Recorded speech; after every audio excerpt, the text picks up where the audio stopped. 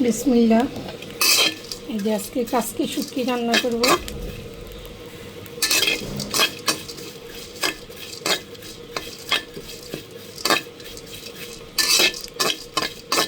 শুটকিগুলো একটু ভালো করে ভেজে নিব। একদম চিকন করে আলু কেটে নিছি সুন্দর করে। আর এই যে বেশি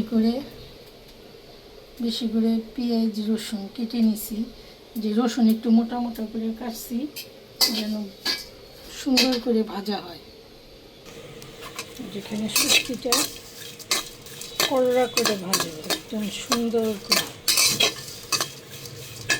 শুটকিটা যত সুন্দর করে ভাজবেন খেতেও ভালো লাগবে। এটা একদম আমাদের দেশি কাসকি শুটকি।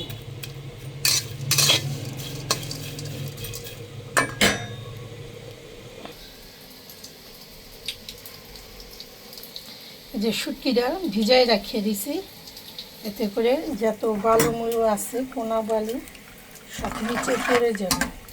এইভাবে শুটকিটা ভাইজে গরম পানিতে ভিজায় রাখবেন, খেতে কিন্তু খুব ভালো লাগবে।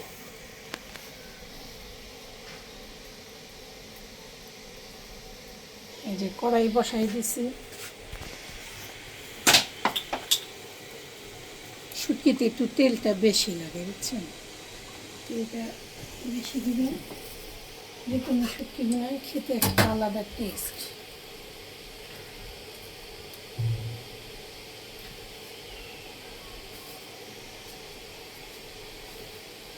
কড়াইটা গরম হোক।